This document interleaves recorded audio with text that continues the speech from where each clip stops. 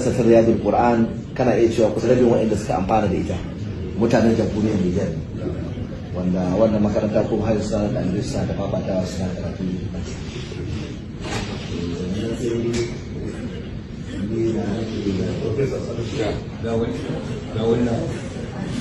wani babban abin da so ba da muke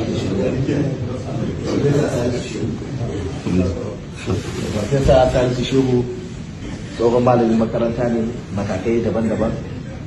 Ni ma malami ne ya karanta da ni a makarantar sakandare, kuma tun daga nan har ya kai matsayin lecturer a jami'a, har yau vice chancellor ne.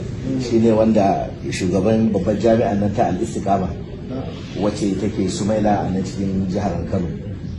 Bayan haka shine mataimakin sakatare general na wato Supreme Council for Islamic Affairs, wacce mai alfarma sarkin musulmi har yanzu shi da yake jagorantar ta.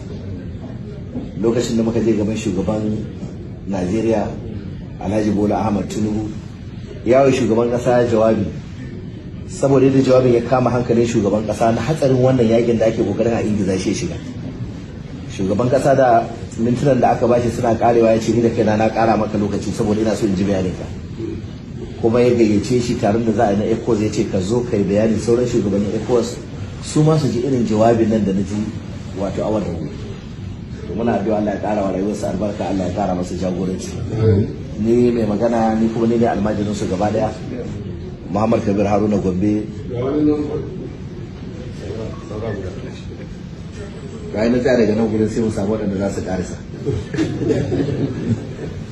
Su waɗanda su suka tsara ga dan wani yana shigowa, za a yi mana bayanin su daga baya, kuma gudunmuwa da suka bayar na ganin wannan taro da muke a halin yanzu karan kansa ya samu nasara, Allah ya samu dace.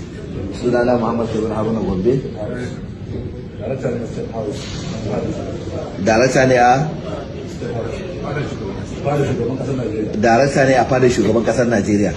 Suna daga cikin waɗanda suka yi tsare-tsaren wannan tafiya da har waɗannan maluma suka taho wannan wuri. Allah ta'ala ya samu dace. Sannan kuma shi Alhaji Mele Kyari da ambata ɗazu, shi ne wanda shugaban ƙasar Najeriya ya ɗora wa nauyin tabbatar da dukkan tsare-tsaren wannan tafiya daga farkon ta har zuwa ƙarshen ta samu nasara cikin yardar Allah mu. Kamar yadda na ambata, ni ne sakatare na ƙungiyar Izala na kadai Najeriya. Assalamu alaikum wa rahmatullahi.